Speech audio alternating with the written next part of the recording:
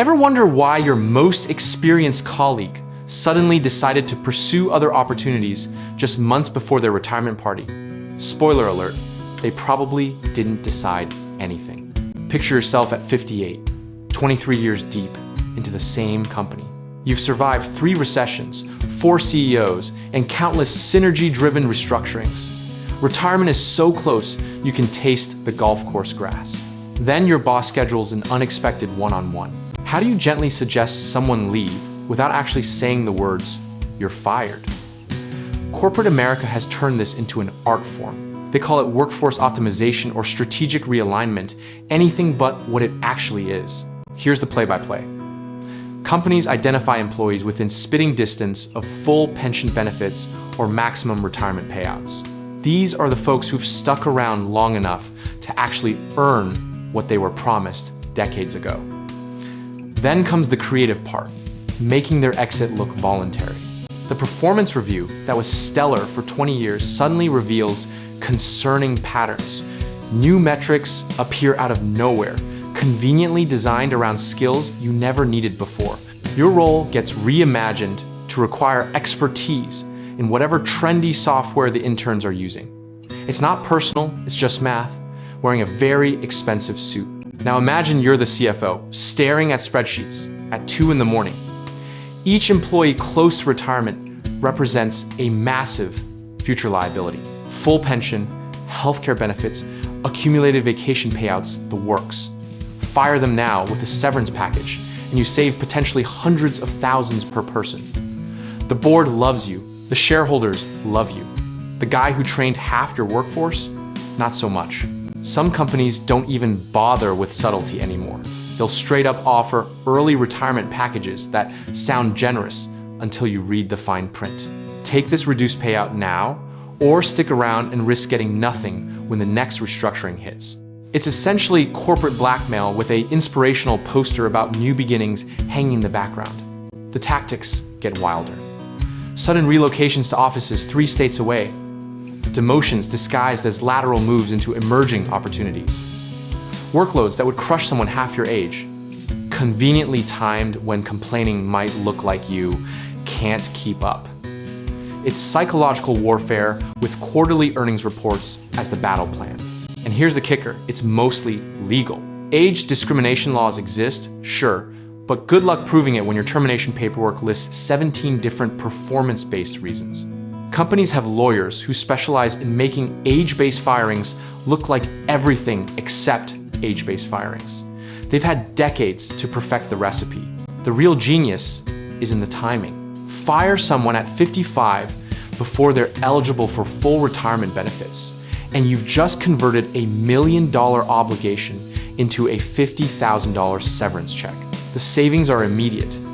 The optics get massaged by PR teams who'll write heartfelt LinkedIn posts about celebrating their contributions while escorting them out the side door. You know what's hilarious in a deeply dystopian way?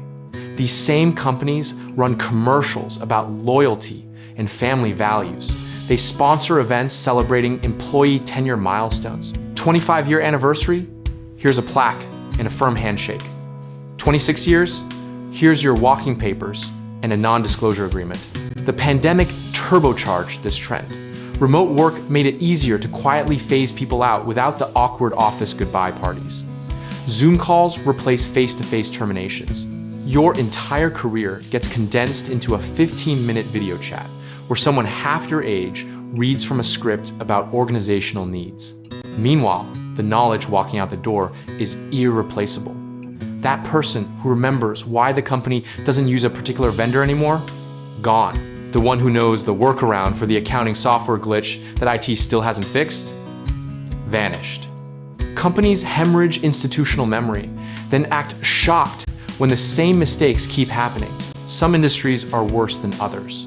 Tech companies especially love this game because they're obsessed with cultural fit code for young and cheap.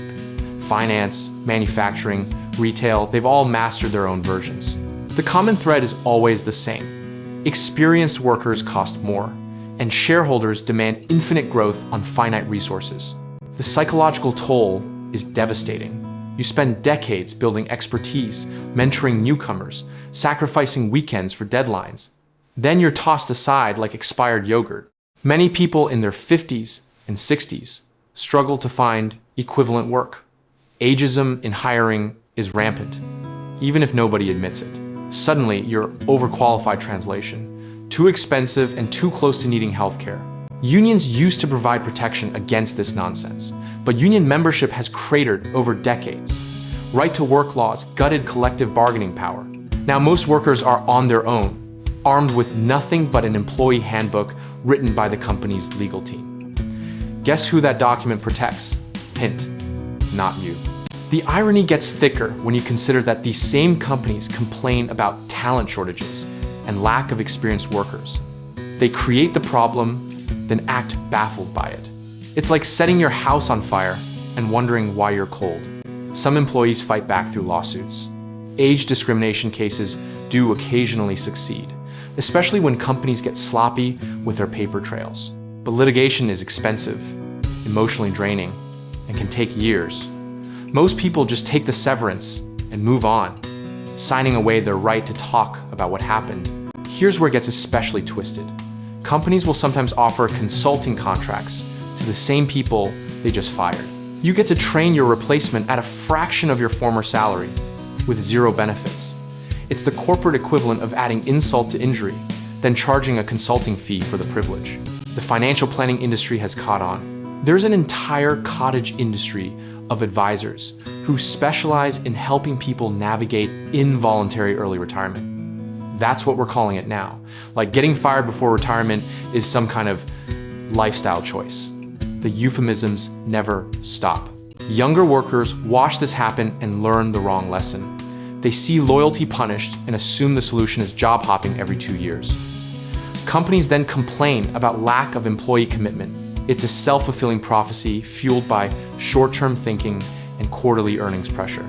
Government regulations occasionally try to address this. WARN Acts require advance notice for mass layoffs.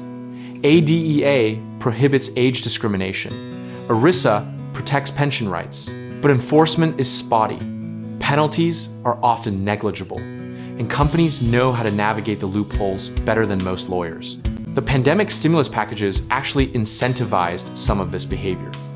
Companies took federal assistance, then turned around and fired expensive senior employees anyway.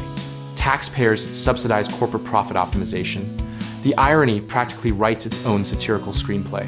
Social media has exposed some of the worst cases. Videos of long-term employees being escorted out go viral. LinkedIn posts about age discrimination spark conversations. But outrage without structural change is just noise. The machine keeps grinding. What's the solution? Some advocate for stronger age discrimination enforcement. Others push for portable benefits that aren't tied to specific employers. A few suggest universal basic income as safety net for displaced workers. None of these fix the fundamental incentive structure that makes firing experienced workers profitable. The darkest part is how normalized this has become. We collectively shrug at stories of 50-somethings getting fired before retirement. It's just business. It's just the market. It's just the way things work. Except it didn't always work this way, and it doesn't have to continue. Companies will keep doing this until it stops being profitable or legal. Right now, it's both highly profitable and mostly legal. The calculus is simple. Save money now, deal with potential lawsuits later, pay settlements that are still cheaper than honoring full retirement benefits. It's not a bug in the system, it's the entire operating system. So next time you see a heartfelt corporate post celebrating an employee's decision to explore new opportunities, read between the lines. That 20-year veteran probably didn't decide anything. They got managed out, phased out, or straight up pushed out, all so the quarterly earnings call could include better than expected numbers. That's the real company culture hiding behind the motivational posters and diversity statements. And the strangest part? We all pretend not to notice until it happens to us.